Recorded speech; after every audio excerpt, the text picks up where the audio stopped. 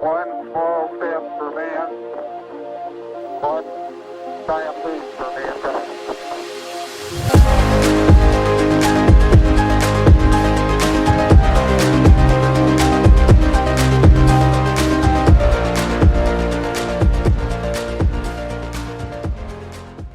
All right, welcome I-5 community to another Strat Talk. Today we're joined by Colonel Marc Sands from SPOC. Super excited to have him on the Strat Talk. A little bit on Colonel Sands' background.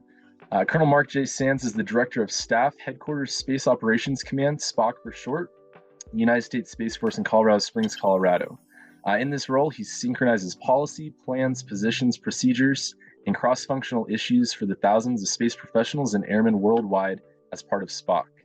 Colonel Sands entered the service in 1994 after receiving a Bachelor's of Science in Physics from the United States Air Force Academy in Colorado Springs. Colonel Sands has held numerous operational and staff assignments within the Air Force, Joint Staff Defense, and Central Intelligence agencies. He deployed to Afghanistan and Iraq in support of U.S. and coalition operations and has served overseas in Korea, Germany, and Turkey.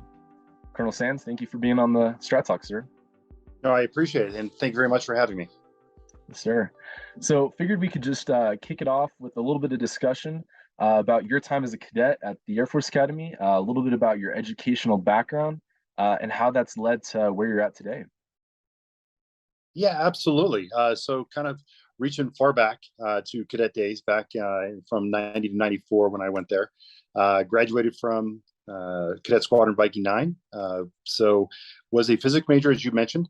I went into the academy wanting to do some sort of STEM degree, wanted to focus more on the engineering or some sort of deep core science. So space was very attractive to me. And physics was a good way to get at that. So focused on that during the studies there, and was lucky enough to be selected as a physicist for the Air Force. Where my first assignment was doing Intel satellite supports from an R&D point of view out of Wright-Patterson. At the then was the National Air Intelligence Center, now renamed National Air and Space Intelligence Center. And that started me on a path of doing very interesting work when it comes to the space arena. I did a couple of little things here and there outside of the space world, but primarily in the space world, I focused on intel from space, looking down, supporting multiple types of operations, whether they're combat operations, strategic or national level intelligence, looking at WMD programs, weapons of mass destruction, and just kind of furthering our ability to use space as a means to gather intel what we can't really get from the ground. Thank you, sir. So you mentioned, gathering intel through the space domain. So would you be able to kind of tell us a little bit more about your background in the intelligence community? What are some of your key takeaways that you'd like to share with cadets that are aspiring to potentially be Space Force intel officers? Yeah, absolutely. I'd be happy to. So just taking a step back, looking at some of the career fields that Space Force has, it is very small compared to what the Air Force has to offer as far as officer career assignments. You really have only 5 AFSCs or space career fields. You've got intelligence, as you mentioned, which I'll talk about, space operations, which is clearly a core function of ours, cyber, and then also acquisition and engineering are the 2 other ones that round out the top 5. So we'll talk a little bit today about kind of intel and space ops, of where my main focus is. Intel from space is different now than it was back time ago. Understanding how we collect information from space and utilize that to understand really what our troops and our airmen are going into on the ground, it was critical. Nowadays, that intel gathering from the Space Force is not only just what's happening on the ground to support ground operations or sea operations, but it's also intelligence of what's happening in space. The times have changed drastically from when I joined the service in '94, where space really was a very peaceful, benign environment. We only had to worry about orbital mechanics, solar flares, and a couple other activities that were natural. Nowadays, there are direct threats from nation states against our systems. And so it is now becoming much more competitive in nature from a military point of view, and also very congested. Looking at the number of launches that are occurring every year, they continue to exceed the year previous, where there's commercial launches for commercial satellite, or just the number of nations that are actually going and putting systems up for intel, surveillance, or reconnaissance purposes. So as the folks are potentially listening to this, looking for career field advice on what could I do in space, intelligence is one of the core functions of what we need to do our job properly. Understanding the environment we're working in, what kind of threats we're facing in space and on the ground to our command and control networks is critical moving forward, making sure that we can provide the information that our combat forces and our national policymakers need. Great, thank you, sir. So when thinking about how the intelligence gathering has changed so much over the last, let's say, 20, 30 years in the space environment, how do you see the United States and our allies moving forward, incorporating commercial space, which is kind of the new guys on the scene, into that intelligence picture to kind of paint a better portrait of what's going on? Absolutely. So the cadets across the U.S. landscape that are hopefully going to join the Space Force are going to be faced with some challenges. No longer is the U.S. the primary dominant force in space. As you mentioned, commercial is huge. We are partnering with them more. We're going to need to increase that. Their capacity and their ability to launch and sustain systems in space is outpacing almost every other country, and it's getting close to our ability to do so. So partnering with them is going to be critical when it comes to leveraging some of the technology they have, the capacity and the resiliency of what a commercial sector can provide. And that partnership is going to be key. So commercial as well as our allies. The number of countries that are putting up satellites also has exponentially grown.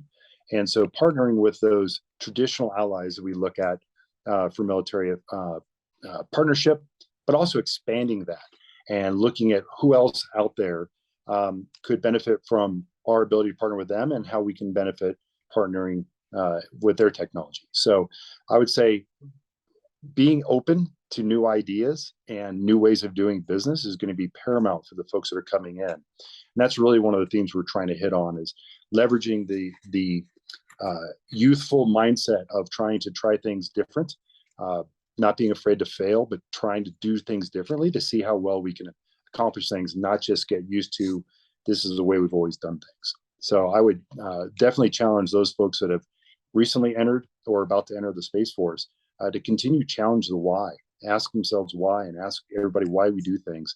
And if we can do things better or more efficiently, or maybe partnering with different groups, whether it be commercial or an ally we hadn't really considered before. Absolutely.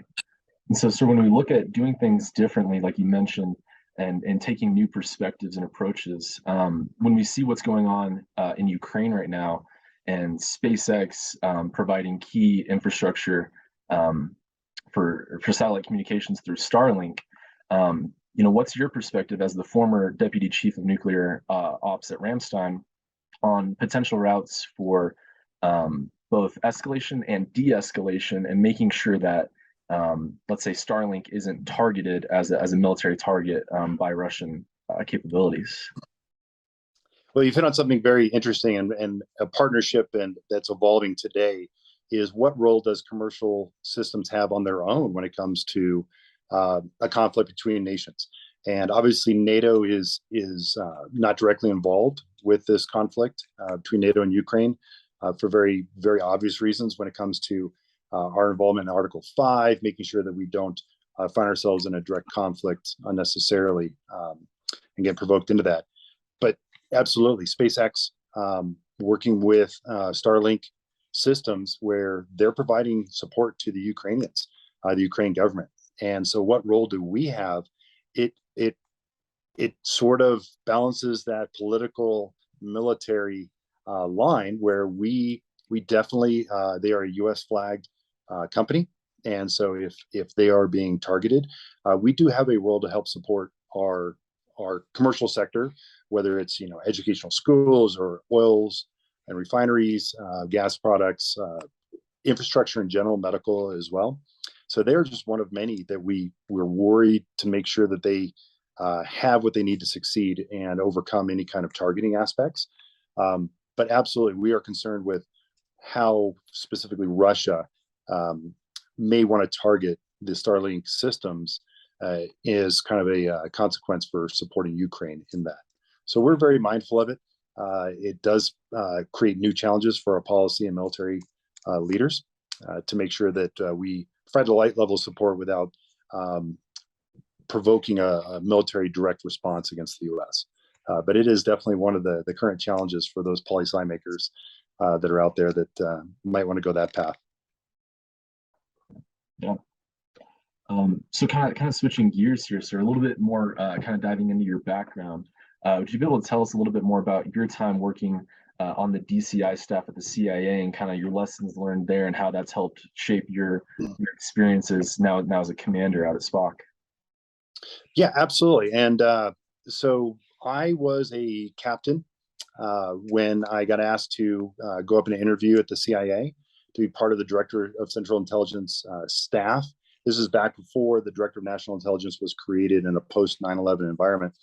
This was actually in approximately February of 2001, where I was selected and joined the collection staff for the Director of Central Intelligence. So my role primarily was to look at measurement and signature intelligence, which is a type of very science and technical focused intelligence, primarily through space-based systems, to try to develop not only new techniques for our current systems, but also to put new systems online, specifically in the intelligence community. And I will tell you that it was absolutely eye-opening and a wonderful, just absolutely wonderful job. It was a lot of work and a lot of hours, but gave me a different perspective than I ever had, and really has shaped the way I look at not only military career, but just the world in general, because I was the only military individual in an office of about 50 folks. And so my military perspective was tamped down slightly with the viewpoint from State Department, Central Intelligence Agency. We had representatives from DIA, Defense Intelligence Agency there, as well as some of the other agencies that had come in to kind of partner how we do things. So how it affected me as an officer was to kind of open my mind a little bit more to how the major instruments of the government are utilized and what role the military has. Effectively, I kind of came in thinking, everything is a military solution or has a military solution, and very eager to sort of apply that, and finding that there's a lot of soft power that can be utilized both through economics or politics to affect our adversaries in ways to convince them to stop doing something that we don't want them to do or to do something we want them to do, even before military gets engaged. So it's opened my eyes a lot more on how the whole of government approach to our problems exists, not just think kind of a military solution, which is, conflict, bombing, those kinds of things. Right when I came into the academy in 1990, Saddam Hussein had just invaded Kuwait. So I really had kind of been forged in that post-Iraq war Desert Storm scenario, but really opened my eyes quite a bit. And the way that shaped me now as the Director of Staff at Space Operations Command is just realizing there are multiple very valid, good opinions out there. And even though I'm in a solid military environment right now, it has helped me shape my approach to almost any problem. That, first of all, problems that I have to deal with typically are not the easy ones, or they would have been solved already. And there's multiple points of view that are all valid. And so trying to balance those viewpoints, trying to look for the long game or the greater good, and taking the personality and some of the emotion out of things, and just listen to folks, listen to what they have to say, the rationale behind things when we're making decisions, and try to do what's best for the, like I said, the long game or the organization, not necessarily what our gut tells us might be the right answer at that moment. Yeah, absolutely. And so, sir, you mentioned kind of taking a blend of those soft power approaches as well, and kind of using like the dime model. What would your advice to cadets who, might go both Air Force and Space Force, and who might find themselves in situations similar to yours, where you're working with a large group of civilians in the office, on kind of tamping down those military perspectives and broadening your horizons on using soft power? How can we, as future officers, take that approach right out the gate to become more effective officers and leaders? Yeah, I would say it all starts with knowing yourself and your job and your role. Sometimes you'll be brought on teams that require you to be focused on providing that military expertise and that military solution, that you don't necessarily need to think about other folks' position, because that's what they're there for and their expertise. So, but really kind of come to every scenario fully equipped with the information and knowledge to put yourself in the best position. So whether that's knowing your weapon system as a pilot, from intel, knowing your sources, knowing levels of confidence, if you're engineering or acquisition, understanding what the limitations are for what you're going to present, the pros and the cons, and just be upfront, direct, and honest on that. And so being an expert as best you can on what you do and how it fits in, a lot of times will win the day. And again, a lot of times it takes emotional out of it, because it really shouldn't be whoever's the loudest gets the right answer. It should be the best idea floating up. And with that, you need to have kind of a cool mind, straightforward approach, and as factually information based as possible. So that's kind of how I'd approach things at every level that you move in your career, whether you're in for 4 years or 30 years. Try to be just the expert in what you're supposed to be doing as much as possible, because everyone around you is going to rely on you for being that expert. And so that's kind of the foundation of where you need to start in almost every job. Sure. Thank you for that. So kind of diving in a little bit deeper into your current role as the director of staff at SPOC, how do you kind of take all these different perspectives together and synchronize policy plans and procedures for all the thousands of airmen and guardians you have over in SPOC? Kind of tell us a little bit more about what your role is and your general approach to leadership. Absolutely. Yeah. I'd be happy to talk about that. Just to kind of a backdrop for some of the folks that might not be familiar with some of the structure for the Space Force. We have 3 field commands in that entire service, very equivalent to the MAGCOMs in the Air Force. And those 3 field commands, Space Operations Command is one of them. Space Systems Command, which does acquisition and launch of our systems, is another. And then STAR Command, which is a Space Training and Readiness Command, which focuses on a lot of the cadets, bringing them on board, bringing them into the training pipeline, and making sure we're doing exercises and training appropriately. At SPOC, at Space Operations Command, to being the director of staff, we have 3 deputy commanding generals, one for support, which is led by a civilian SCS, one for transformation, which is a Canadian 1-star, interestingly enough, and then a Space Force 2-star runs our operations. And so my role really is to ensure we have consistent, clear guidance for each of those organizations, those 3 organizations, to operate within. So if you kind of think back, I'm kind of the guy that's doing the cadence on the rowing to make sure everybody's pulling the same direction at the same time, and that if something comes up, that we resolve it, to make sure that we're being consistent and focused on what we need to do for the command. So I certainly am not the expert. I've got a great team that is with me. And what we're really focused on is making sure that our guardians and airmen, because we still have Air Force airmen that support our mission, have what they need to succeed. So that includes the tools, the training, and the environment, and the policies, really to do their best. And when they run into a conflict, either internally with someone else's policy or guidance, or externally where another field command or another organization isn't working with us the way we'd hoped, that's my role, to kind of step in and resolve that and find a way find a way to succeed, and really kind of just make sure we continue to move forward in the right direction. Most times, I would say, with the great professionals we have, that's really not too challenging. Sometimes we do have some very vigorous discussions on the right way to go, because we are a brand new service.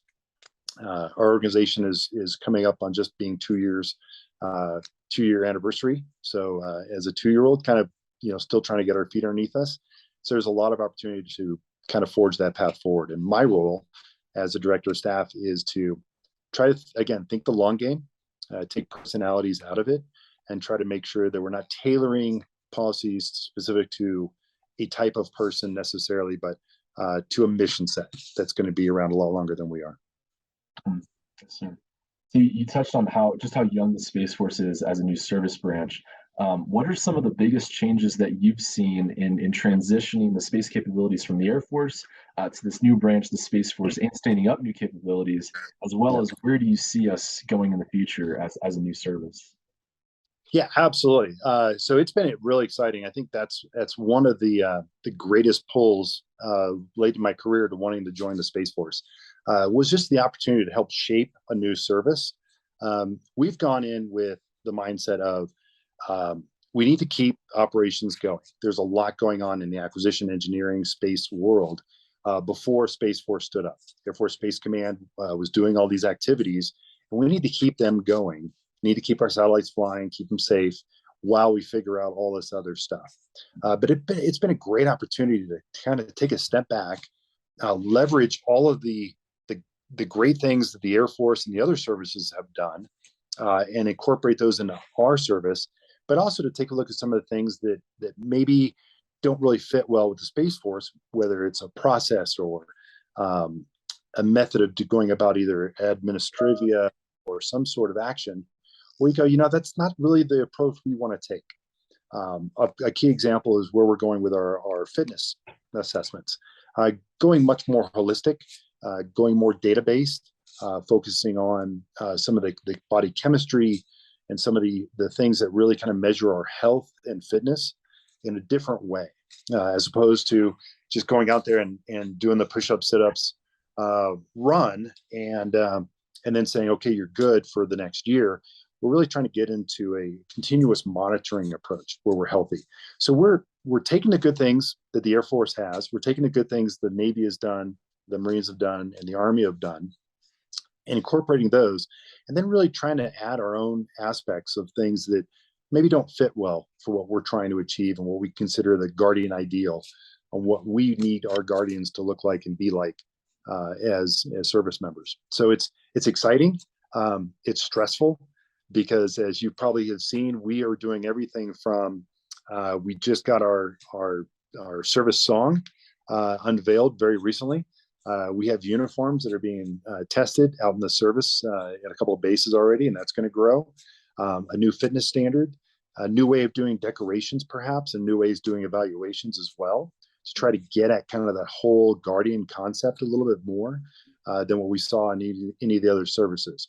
And be honest, we're gonna borrow a lot from what the other services are doing. The Navy's got some really good ways of doing things, as does the Army, and so leveraging those, bringing on people that are inter-service transfers, so we can kind of create our culture as a mixed blend of those other services. It's been fun. It's stressful. It's exciting, but it's been a great opportunity, and we're going to be doing this for a couple more years. So this is not something that is going to take a year or two to create. I think the biggest excitement I can kind of give for the cadets that might be interested in coming to the Space Force is there are still plenty of opportunities to shape what a guardian is and what the service is. And so coming in, being excited, having ideas, being an active member in trying to shape what this culture is about, you'll make a great impact because we are still fairly young as a service. So I see the next 5 to 10 years as being phenomenal opportunity for those that really want to kind of put their fingerprint on this service. Yeah, it's definitely an exciting time for the future. Well, with that, sir, last parting question is what is your advice? What's your key takeaway you'd like to share with all our I5 members out there who are aspiring guardians or just want to learn more about space in general? How can they get plugged in, and how can they learn more and really embody the guardian ideals? Yeah, absolutely. So kind of going back to one of the things I mentioned before, obviously we're looking at 5 core career fields for the officers to join. So that's going to be acquisition engineering, and then space operations, intel, and cyber. So if you are interested in joining the Space Force directly, obviously you need to get a degree that puts you in line with one of those career fields. STEM is very big for space operations, is a requirement to be a space operator, and obviously for an engineer, and also for cyber for theirs. Acquisition and I would say intel are more open and broad as far as the degrees that they will allow in those aspects. But I would just say make your interest known, do some research, find out what excites you and what about the Space Force you can contribute to, and then just make it a goal and work toward that, and realize that we are small. There will be probably a continuation of having more applicants than we're going to be able to take on. But there's roles for airmen in supporting space operations, and there will always be a core set of airmen that help every single day on every single base, whether it's working with security forces or doing civil engineering, making sure our facilities are good, working through a lot of our generic communications. There's a lot of opportunity to support Space Force operations and get close to those activities. Even like public affairs or protocol, we have airmen in our organization. So there are a lot of opportunities to support the Space Force and be part of what we're trying to do and trying to grow. But definitely would encourage those folks to get those degrees. For the super smart folks that are out there, much smarter now than when I went through, get those degrees, make it a goal, come join us and help make a difference. Alrighty, great takeaways, sir. With that, thank you so much for your time. Thank you for a thoughtful and engaging Strat Talk, sir. We greatly appreciate your time. Absolutely. And thanks for everything you're doing for the whole community, and definitely look forward to engaging with you in the future events. Great. Thank you, Colonel Sands.